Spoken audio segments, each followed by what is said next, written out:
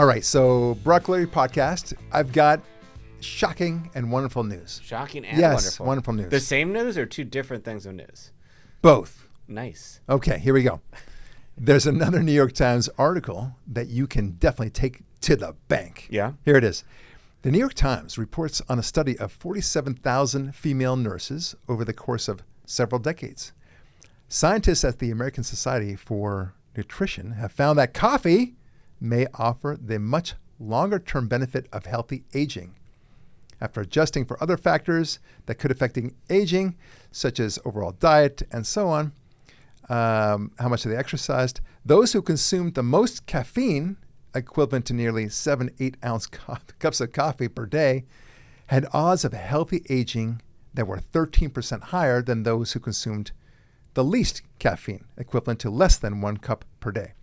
So if you drank coffee regularly, consider the new findings and others like it as good news that it may benefit your health, so long as you don't add too much cream or sugar. Okay, fine. Dr. Zhang said from the New York Times, that's who was the one that wrote this, from an earlier study saying the higher coffee consumption was associated with lower all-cause mortality. However, the mortality benefits were restricted to black coffee and coffee with low added sugar and saturated fat content. Okay, fine. So that's it, folks. Nothing more to report today. That's great on news. the Broccoli Podcast. We are done. Thank you for enjoying this show.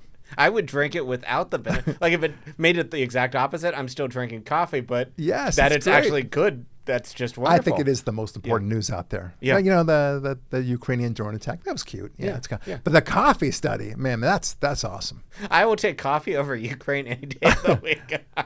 So and now if Ukraine droned coffee, okay. And the message of the story, folks, is get your Frappuccino and do it now. Yep. Do it now. Yeah. And it sounds like you can have high-fat coffee, which I didn't even know what that is. If you cream it up, I suppose. Okay, that's why. That's what they're thinking. Frappuccino, for example. I mean, they get these things. It's caffeine, yes, but it's loaded with sugar and fats. You don't want it. I mean, that's the whole point. No. Okay, so this is an interesting one. Doctors baffled. Do you ever see this on the internet where they present some sort of new thing for, I don't know, toe fungus or whatever it is, and then they say, doctors baffled about this simple trick to curing your toe fungus or whatever it is, diabetes. And then you actually go to a doctor and ask them, hey, are you baffled? And they say, no. We've heard about this. It doesn't work, whatever it is, right? And that's what Democrats are actually like, is what I've noticed. Really? Right? They seem baffled. They are like the doctors who are baffled because they shouldn't be baffled.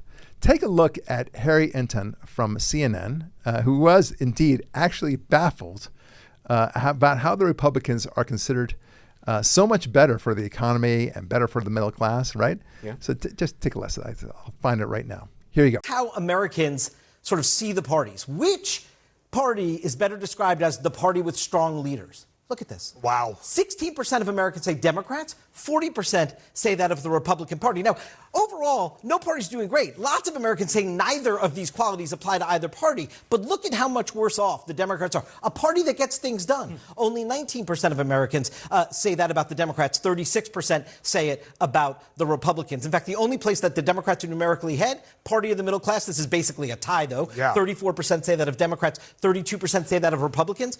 But this, I think, is the most fascinating. How do partisans talk about their own party? Right? So among Democrats and Democratic leaners, 32% say Democrats are the party with strong leaders. I mean, of their own kind, right? 82% of Republican and Republican leaders say that about the GOP. Only 41% of Democrats say they're the party that gets things done of their own kind. And I will just say, 51%, Manu, a majority of Democratic and Democratic leaners say neither party gets the party that gets things done attribute. Imagine. It's like, and you could tell his colleague there is like, please shut up. Please stop talking. This is like, there's enough. This is very damaging. Don't you get it? Right? This is on CNN. Yeah. By the way, that wasn't Harry Enton. It was, that's a different clip, but it's the same. It was also CNN. Yeah. And it's fascinating. Here is Harry Enton doing the exact same thing. And it's not looking good for the Democrats yet again. So there's more numbers here. It's brutal. for the Democrats. Yeah, you would think after all of the waves, Kate Baldwin, after the last few months, the first 5 months of the Donald Trump presidency, right, the first 4 months of the Donald Trump presidency, that you expect that Democrats would have this massive lead on the economy. It ain't so. It ain't so. The party that is closest to your economic views, in November of 2023, it was the Republicans by 11 points. Now it's still within that range, still within that margin of error. Plus 8-point advantage for the Republican Party. How is that possible, Democrats? How is that possible after all the recession fears, after the stock market's been doing all of this, after all the tariffs that Americans are against, and Republicans still hold an 8-point lead on the economy? Are you kidding me? Okay, so are you kidding me that you don't understand that? That's what I want to. Right. Seriously, you think that the tariffs, you talked yourself into this narrative that the tariffs would launch us into a major recession, as if that's what Donald Trump wanted to do, or he was too stupid to not figure out. Right. Of course he knew what he was doing.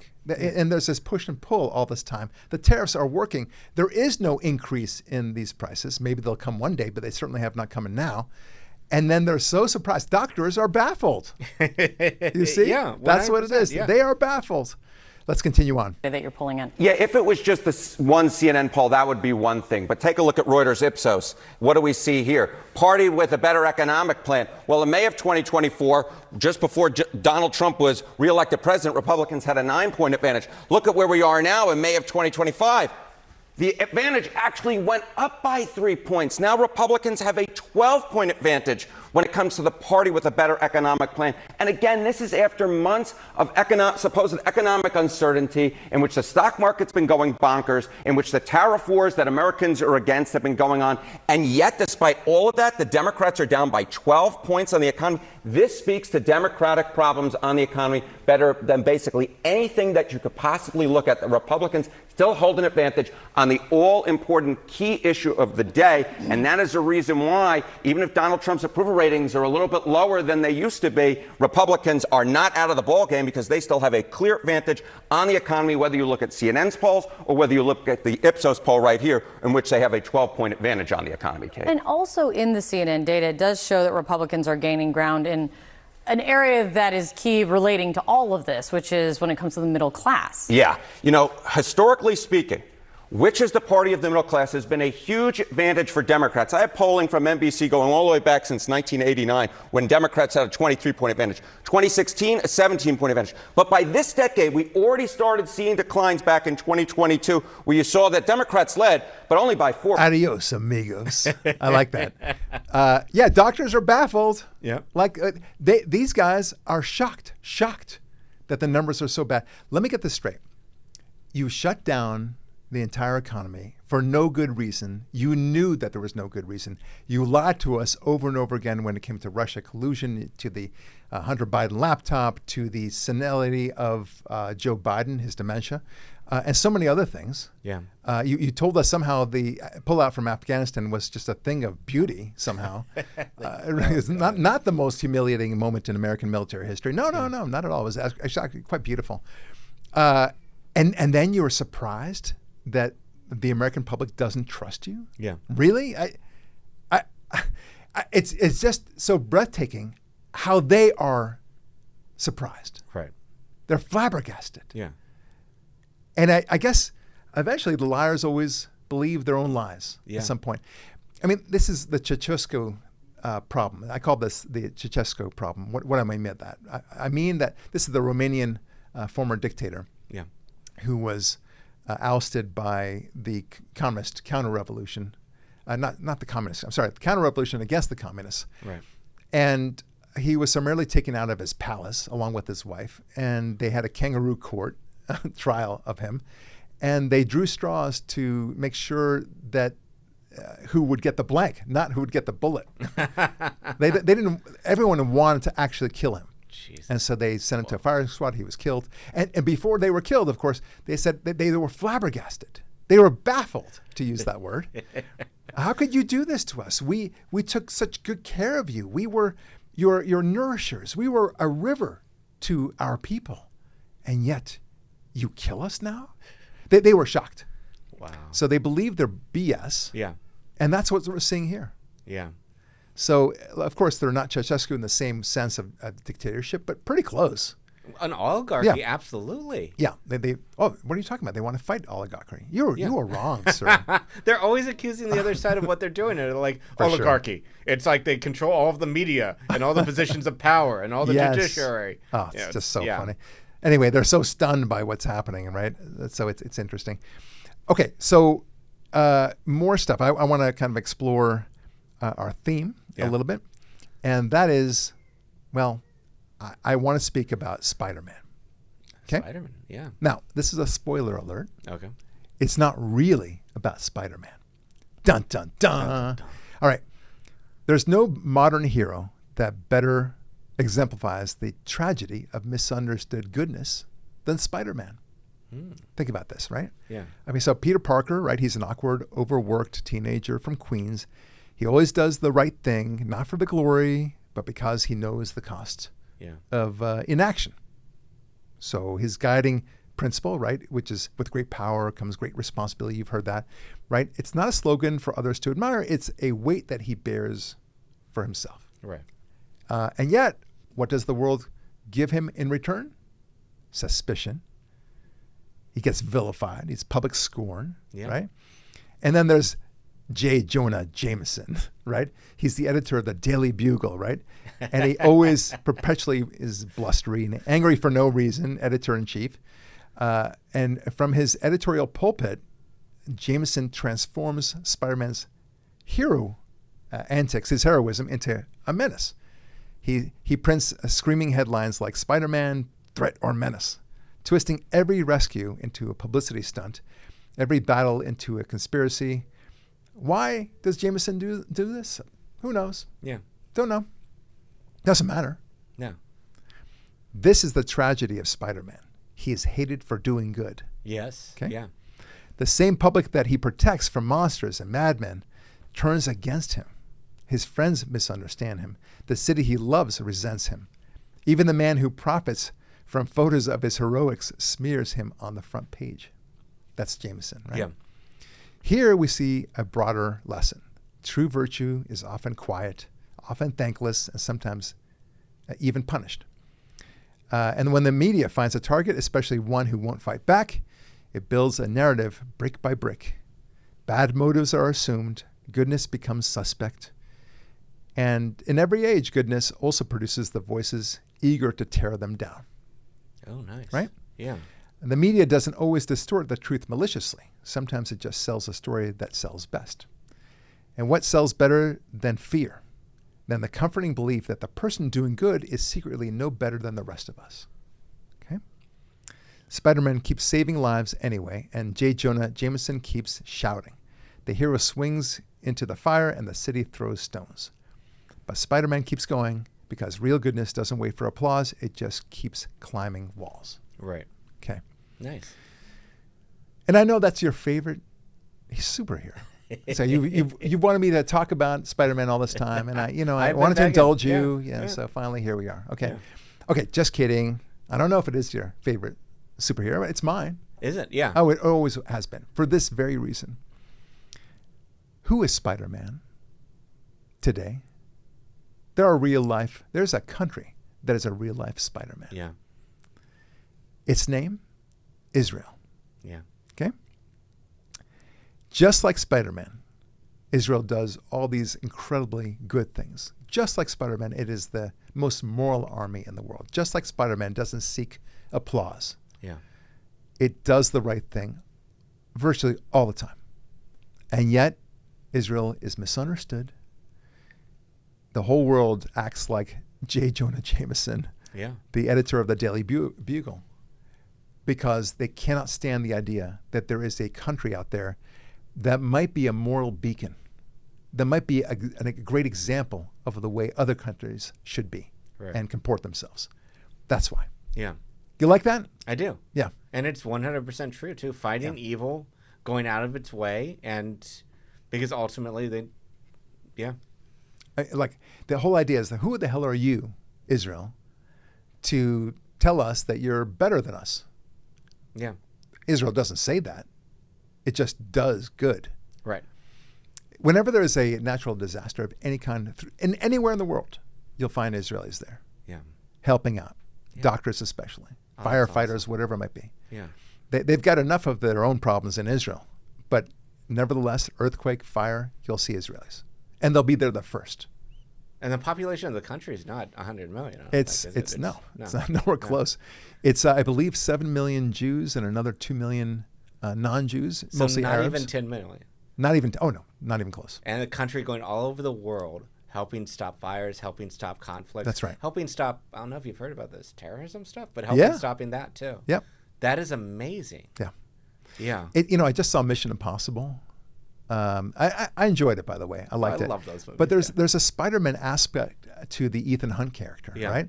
He does all these wonderful things. He's saving the world time and time again, Yeah. and yet he's told to stay out, stay in the shadows, as it were. Right. And people assume that he's doing wrong things, and we know, the viewer, he's a good guy.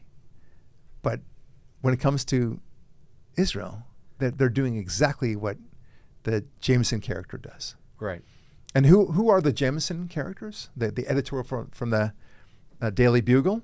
It's the college students, Yeah. the idiots, a lot of governments, for that matter, a lot of European countries, generally speaking. It's far easier to attack Israel because it's not just a calculus that if we fight Israel, we will have an easier time with those who seek to destroy us by terrorism or otherwise. It's not just that. There is a calculus like that. You We talked think about they this. actually? Oh, yeah. That is insane. That. It started in 1972 Wow. with the Munich massacres. Before 1972, Europe was very solidly on Israel's side. It really supported Israel. It was the underdog against all these Arab countries that were attacking it all the time. But then they brought terrorism to the European soil, the PLO. And they killed the Israelis and did massive destruction in the process. And the Europeans said, you know what? We don't need this crap. Maybe if we just tone it down on our pro-Israel stance, maybe the terrorists will leave us alone. And that started feeding itself a little bit more. And that's actually exactly what happened to the most recent attack, where I was surprised. I thought the entire world would be pro-Israel, where everyone would get an Israeli flag, whether they're Israeli or not, to say, I support them. But just like Munich, people went the other direction, oddly enough, where, no, let's side with the obvious attackers. Yeah. The side that's obviously inappropriate and is not comportable with an actual kind of civil society. Yes. And that is, I didn't see the Munich one as a parallel to actually what's going on right now. Oh, it was the Because beginning of it's so horrible clear. things. Look, if it wasn't Munich, it would have been some other Yeah. terrorist attack. But that really is a marker in history that changed Europe. I remember that day. It was a horrible day. I was 9 years old. And I could only think to myself, wow, I remember being very astute in the subject. And I thought, this is awful. This is a bad sign. Will Europe continue to support us? It's a very interesting thing that I went through. Again, only 9 years old. I guess I was a pretty bright kid at the end of the day. I was very alert on these issues. Right. So it's not just the calculus of, well, if we kind of let our support of Israel go or wane a little bit, and then maybe the terrorists will leave us alone. It's not just that. Right. It's also the sense of, these people of the book who advance the Ten Commandments, we don't really like that. And it wouldn't be so bad if these people of the book, the Jews in Israel, because Israel really represents the beginning of civilization, the Western civilization, if we let them go, maybe this whole biblical crap will be pushed to the side. I think there's an element to that. And that's what the Jameson character does. He doesn't like it that Spider-Man is a hero. Right.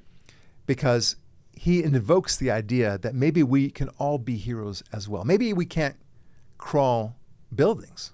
All right. But maybe we can do our part to stop bad guys. Yeah. Whatever way we can. Right? So that's what Israel is. Israel is Spider-Man. Israel is Ethan Hunt from Mission Impossible. Israel is, you name it, any of these misunderstood heroes. There's a new Superman movie coming out, by the way.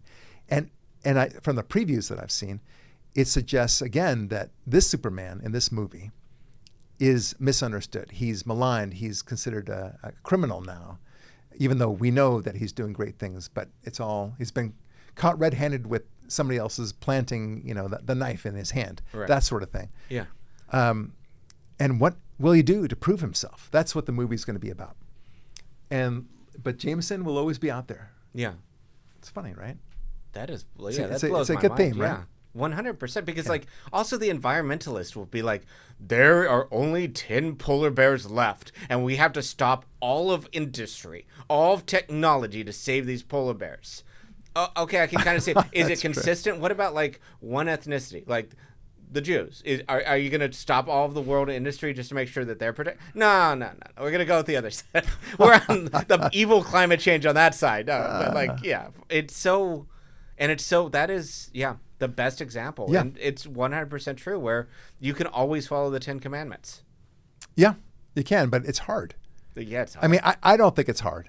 Yeah. Don't commit adultery. Don't kill, don't murder anybody. Don't steal. Don't lie. Yeah. Don't lie. These things are hard for people. Don't work on Shabbat. Yeah. I am one God. These are very hard commandments for a lot of people. Right. Honoring your mother and father. What if you don't want to honor your mother and father? Yeah. Let's say I hate my mother and father. I love my mother and father. But what if you were to be somebody who just really resents your mother and father, and you know what? They voted for Trump. Yeah. Damn them. Yeah. Can you believe it? I don't want to talk to them anymore. Well, the Ten Commandments says you still have to honor them. Yeah. You still have to respect the fact that they kept you alive. Right. That they educated you, that they clothed you, they fed you, and so on. Really, and this is how you're going to treat them? That's not honoring them. It's how much easier it is to ignore the Ten Commandments. I'm not talking about murder and even stealing, but the other ones are hard to do. Yeah. It's constant angel on your shoulder saying, "Nah, you really ought not to do that." Yeah. Or you should do that, as the case may be. That's hard. And that's the way it is. Look, my take on anti-Semitism, it's a very different form of hatred of any people. Yeah. And I always make the analogy. The Jew is the fourth grader in your class in fourth grade. The substitute teacher comes in. The substitute teacher asks the class at large, because she doesn't know what they're teaching, where are we, class, in your math book? Yeah. And everyone yells out, "Oh, teacher lets us play on Wednesdays. We get to draw crayons, or we get to play games." And there's one kid always that says, "Well, teacher, we're actually on chapter 8. We were studying decimals and fractions. What happens to that kid?" Right? Johnny, you suck. Yeah. Right? That's what the Jew is. Yeah. Okay, but the Jew keeps us on task. Yeah. Okay, now I can proudly say that Christians are also keeping the world on task. Thank God for the Christians. Right. Okay, but Jews and Christians keep the world on task. Yeah. And thank God, literally, for that. We would not have civilization, not as we know it, were not for the Ten Commandments. Right. And we need to keep advancing that. And there are so many people say, well, I'm an exception. There's a reason why I have to steal this money from my employer. Yeah. There's a reason why I don't mind killing this person off, because society's better off without him. Right. Whatever it might be. People have their reasonings. Yeah. They sound very, reasonable at the end of the day to do terrible things. Yeah. Adultery, for example. Well, my wife doesn't give me enough nookie. Right. So I need to get my nookie. And so I found another woman. And she really loves me. Yeah. Or a woman doing that with another man. And no, you're supposed to work it out with your wife. Figure a way out of this. And if the worst comes to the worst, okay, divorce. I get that. Yeah. But you've got to not commit the adultery. There's no excuse for it. No. Unless it's the movie of Bridges of Madison County. Was there adultery in that? Of course. Oh, those. Yes, of course. Yeah, they always hide it as like, it's going to be this placid little country, but really they're just sinners. They're not. It's so funny. My brother, when the two movies came out, it says when a man cheats on his wife, it's called Fatal Attraction. Yeah. Right? That's the movie, Fatal Attraction. When a woman cheats on her husband, it's called the bridges of Madison County. Oh, Isn't that awesome? I didn't know What that. an interesting observation. Yeah. I love that. He's so is bright, funny. my brother. Yeah. Anyway, much more to discuss. This is from the New York Times. As Elon Musk entered President Trump's orbit, he apparently told people he was taking so much ketamine. Is that ketamine? Is that the right word? Yeah, I think he was doing ketamine. Or That it was accused of, affecting yeah. his bladder. He was also taking ecstasy and psychedelic mushrooms, and he traveled with a daily medication box of about 20 pills. This is according to the New York Times. Yeah. I don't necessarily believe it because I don't believe anything the New York Times says. Wait, what? Yeah, what? That's right. Doctors are baffled. Yeah. The New York Times has always been completely, it's Yes. a news of record. I believe the editor of the New York Times, his name is J. Jameson. Yeah, that's Yeah. it. Yeah. Just Big kidding. fat liar face. That's right. That's a menace he is. This Elon Musk. He's a menace to society. Yeah. Okay. But this is on top of the argument that Elon Musk is now saying that the big, beautiful bill is somehow some sort of anathema to justice and truth and good things. Right. He really doesn't like it. He's been very vocal about it. At first, I almost didn't believe it, but I did see his tweet. And indeed, he says that people who voted for that should be ashamed. Now, I don't know what Elon Musk is going through. I do think that it's a little bit bizarre. As Ben Shapiro, I think, correctly put it, it's the battle between idealism and what is pragmatic. I would like, because most people who are against this bill on the Republican side, they're against it because it doesn't cut enough. Right. And then, of course, most of the people on the Democrat side who are against this bill, they don't like it because it cuts anything. Right. Right. So they dislike it for different reasons. Yeah. But look, I love Elon Musk. I think he's an amazing man. But I think he's got caught between the skillet and the Charybdis, to use an Odyssean metaphor. And he doesn't, it's very hard because he wants on the one hand to be idealistic and get things done and achieve things. On the other hand, he's caught in the reality of politics. There's only so much you can do. You have to play the game a little bit to get things passed. So there it is. You've got, what is it? They call it horse trading, right? Yeah. In politics. And this is going to be better than nothing at all. Yeah. If anything, just to continue the Trump tax cuts. Right. We have to have that. If we don't have the continuation of the Trump tax cuts, we will see a recession like nobody can possibly imagine. The whole stock market will collapse. Yeah. And part of the reason is that the stock market has already assumed that the big beautiful bill will be passed. Right.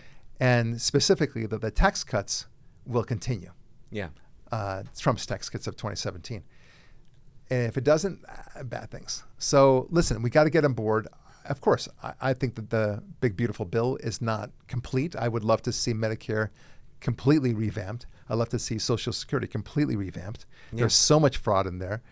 But to even touch it, Yeah. to even talk about it, will make you lose not only the congressional seat that you enjoy, but the Senate seat you enjoy, and perhaps even the presidency for the next Republican. Right. So you have to be super careful about that. He understands that.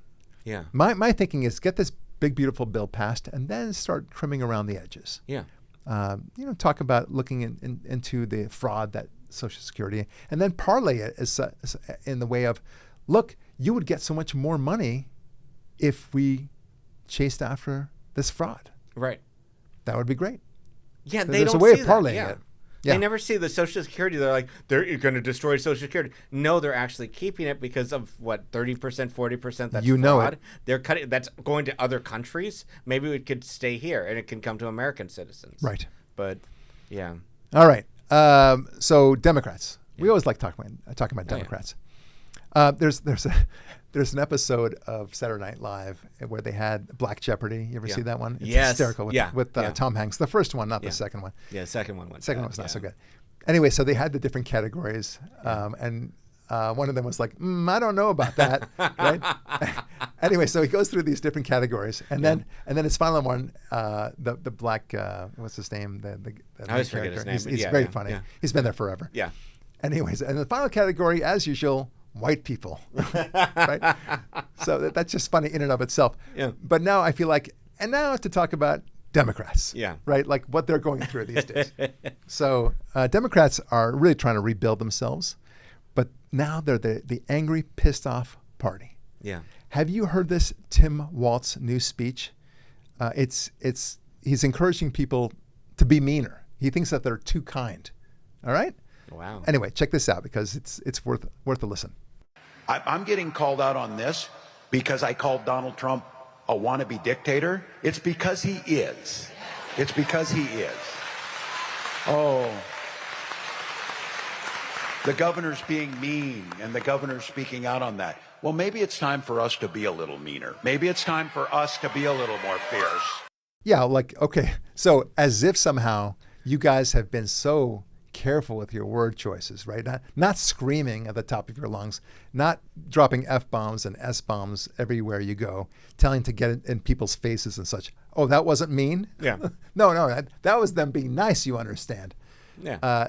No, people are not buying this crap. And if this is the tack you are taking now because you perceive yourselves not winning, that it's not because you're being not mean enough. It's because you've been too mean.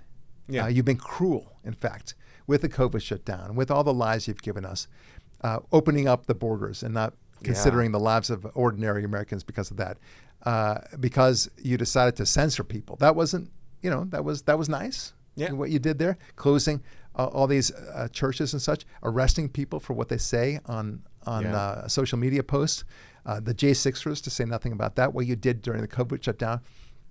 The list kind of goes on and on. And robbing young girls of their position in sports, telling them that they have to undress in front of boys. God. That wasn't mean enough for you? Yeah. Really? I can't wait to see how polite you are. Right. What polite means. And now we're going to see something more mean. Oh, okay. Gotcha. Yeah. Or calling Trump the N-word that ends in, National Socialism, calling Elon Musk that same word about National Socialism, communist words, is so the liberal mind doesn't have anything worse. Like if you believed in God, you could go calling somebody Satan, but we have the humility to realize no human being is actually Satan. But like having people truly believing that Trump is a National Socialist from Germany's 1930s. So true. And constantly calling him that, constantly calling the supporters that, is so, without having any understanding of what that actually is so disturbing. They have no idea. No. You're 100% right. All right, so there's more. There's a new study that shows that conservatives are massively more healthy in the mental health department. Nice. Are you surprised about this? I am not. Of course not. No. We're happier, more focused, more balanced people, and people are really shocked about this. Yeah. Just totally shocked about this. But you know what? Let's discuss this with the average, ordinary person on the street, because really, maybe we're missing something. Oh yeah. Let's see what you think. Yes, you, ma'am. Yes, if it's okay if I call you ma'am. Just tell us what you think. Do you think that you are more balanced and more stable than the average conservative? Tell us. I don't want to hear shit that the economy is good right now. The economy is so good, oh my god, we're on the up. No, we're fucking not. My tacos are $3.25 each right now. Each. They used to be $1.75. I just paid $12 for 2 fucking tacos and a medium horchata. I used to be able to get 2 tacos and a large horchata, hand them a $10 bill and get change back. What the fuck? Well, this is meant to be a child-friendly podcast, but so I apologize for that. And thank you, ma'am, for your very, shall we say, lucid and colorful expression of your feeling. I just asked you about your mental health beliefs, but apparently I think you've answered the question for us. We all appreciate your thoroughness. She shared her feelings. She trusted us to share her feelings with us. We opened up to her. She opened up to us. It's very sweet. And what was it, 150 each? Medium horchata. Was that horchata laced with alcohol? Because it sure sounded like to me. I don't know. But she's really, well, okay, there's another lady here. Oh, yes, ma'am. Can we ask you about what you think about what the future of conservatives? And do you think that we're mentally stable? Are we good people? We Trumpers, we MAGA people? Please, here's the mic. There will come a day in the not-so-distant future where MAGA Republicans or former MAGA Republicans will not be able to live in peace in this country anymore. Not exactly sure what that's going to look like, but I know for certain that you're either going to have to leave this country or completely hide any evidence that you ever supported Donald Trump in order to just walk out of your house. Even in the most rural conservative areas of this country, prior to January 2025, you couldn't walk out of your house and fly a schmotzy flag around and be vocally proud about the fact that you're a white supremacist. Half the town might agree with you, but there would be consequences for that. There'll be a day very soon where those consequences are not only going to be reinstated in society, but it's also going to be impossible for you to do anything in peace. If you choose to live out and proud about the fact that you supported Donald Trump during this time, your life's going to be miserable. Unless you sequester yourself to your small, little, rural East Texas town and never leave. Well, so that's I guess what happens once the Democrat Party becomes more mean. I mean, once Tim Walz, launches Operation Meanness, that's what's going to happen. Yeah. This woman apparently believes it. And thank you, ma'am, for your time. I appreciate that. Yeah. Yes, I can see that you're very happy with yourself. But look at this. I mean, she says it in a relatively calm voice. We all have to leave the country. Yeah. 50% of us, I guess. So it's like that's a lot of people. And she's complaining about, deporting a mere 10 million or so people for the illegal immigrants who came here, right, across the border. I bet they get a stay and we don't. Yes. I think that's her ideal world, right? Yeah. So this will be a mass deportation. How does she envision that happening? Yeah. Right? So, look, we stayed during Biden, and we didn't like what he had to offer, of course, but we didn't say we're going to get out of this country. Right. But apparently when a Republican president becomes president, then it's, this is pure fascism. It'll never change. I'm 61 years old. I don't recall a time in my lifetime where Republicans who were in charge were not considered fascists. Okay, maybe Ford, I don't know, but he only had 2 years. Yeah. Right, but Nixon was more of a transition. Nixon was a dictator was, in their eyes, and I thought Nixon was an awful president simply for policy reasons. Yeah. But they called him a fascist too. Right. All right, and then of course when it came to Reagan, who was the next Republican after Ford, they certainly called him a fascist and a dictator and a loony. Yeah. A maniacal loony at that. And then Bush the father, then Bush the son, right? And of course now Donald Trump. The playbook has not changed. Yeah.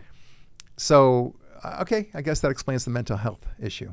And it's so crazy where they, like people who mess with children, who do very bad with things with children, she's fine. Just if you're fine with Democrat ticket, I'm fine with that. People who engage in major $100 billion governmental waste and fraud, that's fine. Just as long as you vote for the Democrat ticket, that's fine. Yeah, so true. It's so misguided.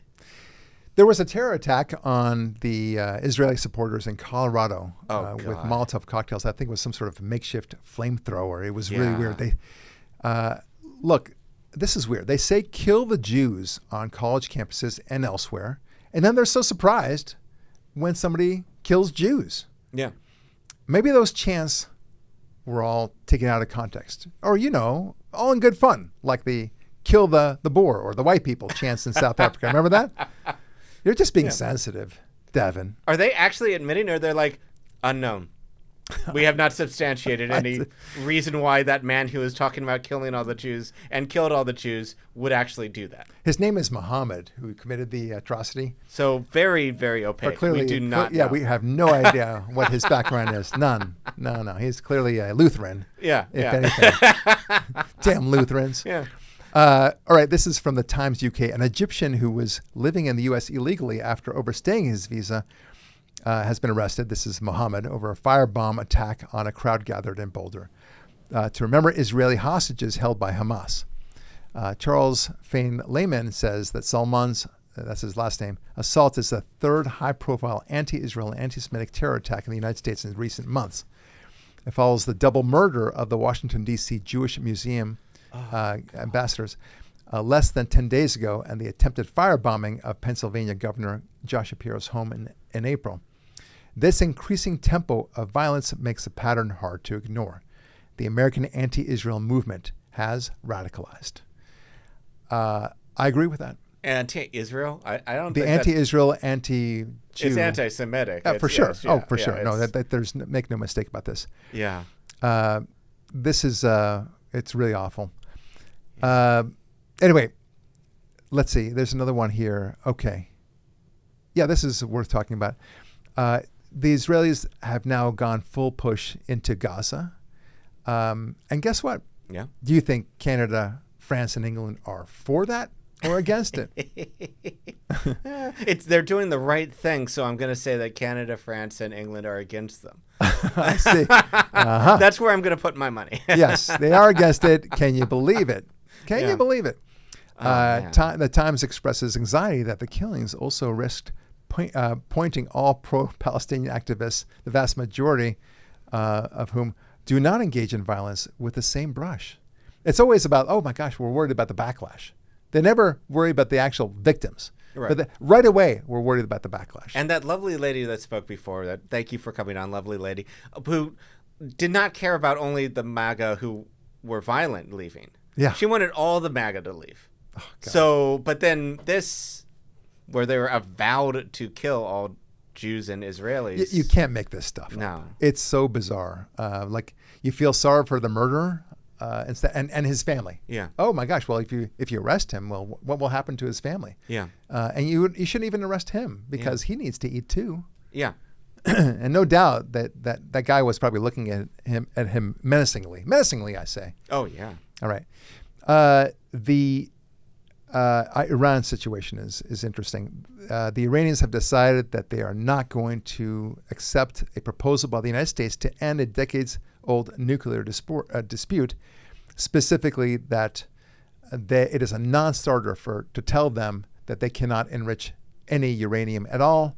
Who the hell are you to demand this, United States? We're going to do whatever we damn well please. Wow. Okay. Well, yeah, we're in position to demand because you know what? We're the freaking United States, man. Yeah. Okay. And Israel is our ally, and we do not want you to have the bomb. We know what you're going to do with the bomb. So shut the F up. Yeah. How about that? Iran is drafting a negative response to the U.S. proposal, which could be interpreted as a rejection of the U.S. offer. You don't say. Yeah. The senior diplomat said, who is close to Iran's negotiating team. The things they say. Yeah. Anyway, Khomeini, the president of Iran, says the rude and arrogant leaders of America repeatedly demand that we should not have a nuclear program. Who are you to decide whether Iran should have enrichment? Yeah. Like that. This is the chutzpah that they have. They need it for one purpose and one purpose only. Yeah. Okay, that's it. Done. Right. Okay. Yet somehow, if somebody has a gun, a machine gun in their house, Yeah. the left is all over that. Right. And saying, how dare you have that machine gun? What do you need that machine gun for? Right. I mean, which is a legitimate question. I get that. Whether that's violative of the Second Amendment, that's another one. We can get that to another. But I understand their question. Right. You know, what do you need? This a hand grenade? You know what? Why do you need this Molotov cocktail? Why do you need all these? Yeah. you know, RPG. Yeah. an RPG in your house for? That's not. That's way more than you need for self-defense of your house. Right. And so it's a legitimate question, right? But somehow when Iran demands the right to have a nuclear bomb, they know is only going to be used on Israel. Yeah. Then that's totally legitimate. It's a state, country sovereignty. 100%. Got to do it. Got to let them have it. Yeah. All right. Have you heard about this Ukrainian drones story? I've heard a little bit. Yes. Okay. This is pretty bitchin' cool. Yeah. Okay. They activated these drones like Order 66 from Star Wars 3, right? Most of them were disguised like mobile homes and such, and they had solar panels on top of them. Okay, Yeah. and they were somehow shipped into the interior of Russia, Right. Under the guise of being mobile homes. Yeah. And they had them for 18 months there.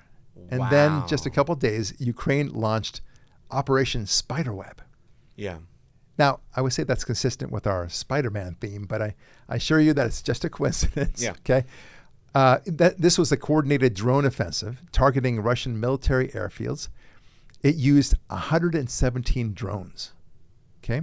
The operation struck 5 air bases across Russia, including locations in Murmansk, Irkutsk, Ivanova, whatever, these other places, these areas. You get the idea.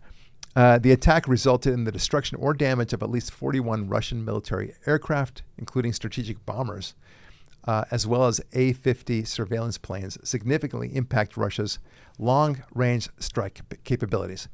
The drones were reportedly smuggled into Russia over 18 months and launched from concealed positions near the targeted airfields. Wow. It's an amazing story. Yeah. Okay. Not as good as the beeper attack by Israel, but still pretty impressive. Yeah. Okay.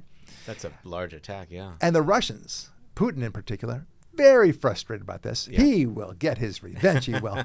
Wait a minute, Putin. Listen, Putin, baby. You started this war. Yeah. Okay. Ukrainians responded to this. You're upset with them for fighting back. Yeah. What did you expect? Yeah. You should applaud them, if anything, and say, okay, that was a good chess move. That sucks for your position. And now you need to make another move. Right. Okay, I get that.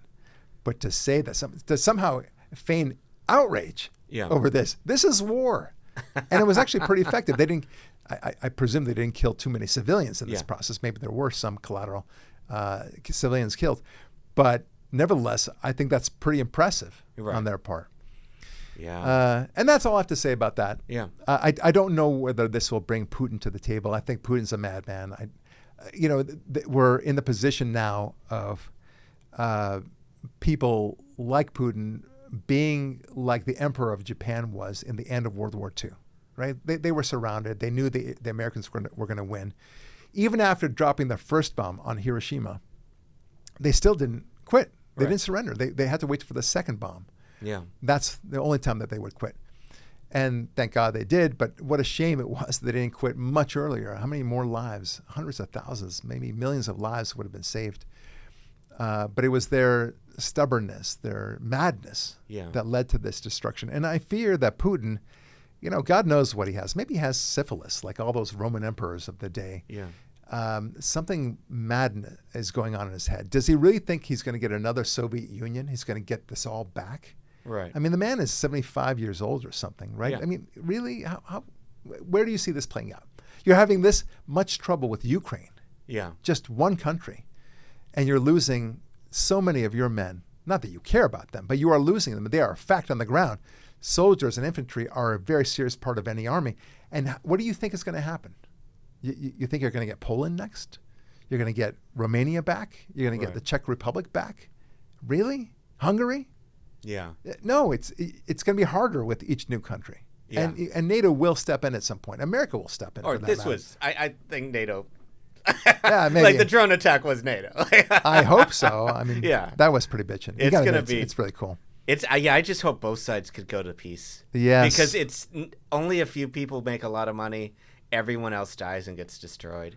Yes. And this war is just, it seems silly and unnecessary. Yes. Yeah. All right. One more thing. This is from the New York Sun. Yeah. The camp name is Idraha J for I'd Rather Have Jesus.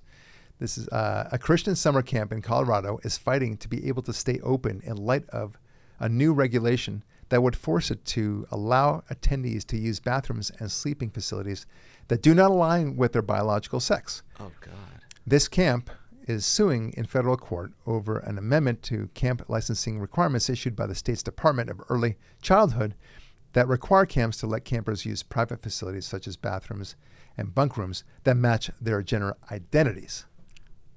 Oh, man. Quote, the government has no place telling religious summer camps that it's lights out for upholding their religious beliefs about human sexuality, unquote, a lawyer with the Alliance Defending Freedom, Andrea Dill, says. Yeah, she's right, of course. Yeah. This is the fight we're having. Yeah. This is like the core fight. It's the central battlefield for Western civilization, for the identity of Western civilization. I've said this many times that if you take away the distinction between male and female, that's the end of Western civilization. Right. If you get people to accept that evisceration, that is the end of civilization. And that is the end of religion. Yeah. Because they're going to go Everything. after the Hasidim. Yeah. Except they're not going to go after the Muslims, I'm pretty sure. Oh, yeah. For Like, some they're going to reason. back off for some crazy reason. That's yeah. But wasn't Colorado the thing where if you misgendered your child or something like that, you would lose custody of your children too? Like, they've gone nuts. They really have gone nuts. That's a good way of putting it. All right, one last story. Trafalgar's latest poll has the president at 54% approval rating. Rasmussen's daily tracking poll has Trump's approval at 53%. Okay. Looking at the broader trend or trajectory, the president's numbers were up 2 percentage points in May. Nice. Like, how could this be? Yeah. The doctors are baffled once again, right? The economy is supposed to be doing terribly. We convinced ourselves of that a long time ago. So why aren't you following our script? Yeah. You're supposed to have massive inflation and terrible employment. Yeah. And interest rates are through the roof, and nobody's be able to function. And you'll have, $2 tacos, just like that. That's the worst of it all. $5 right? horchata medium. Yeah. Yeah. So they don't know what to do with themselves. No. All right. Now this is one of my favorite things. This is from the New York Sun. Jake Tapper is outpacing his CNN colleagues. Now you may think that's impressive. Yeah. He's outpacing them, but not in a good way. Oh no. Jake. He's outpacing them in the sense of the rate at which his viewership is declining. It's very cute. Yeah. That's from the New York Sun. This comes as Tapper peddles his book Original Sin, covering Biden's decline. Perhaps even the CNN faithful can smell the hypocrisy. Yes, of course. It's all falling apart. What do you think? You think we couldn't see this, right? I mean, Jake, come on. You're better than this, right? Or also, what hubris, what pride to say, oh yeah, lying about a president for our own personal gain was original sin. No, actually, that's not original sin. Yes. That's not at all original sin. Original sin is something completely different and religious and deals with not just because you lied like everyone else does in politics. It's amazing.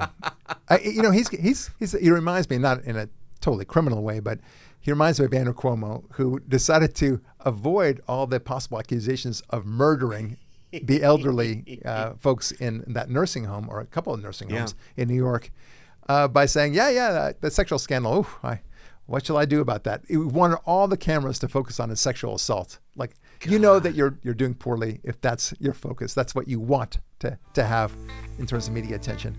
Good luck, my good friend. Good luck. All right, folks, with that, I think we're going to have to call it a day. In the meantime, it's Barack Lurie signing off, saying God bless, be strong, and we'll talk with you next week.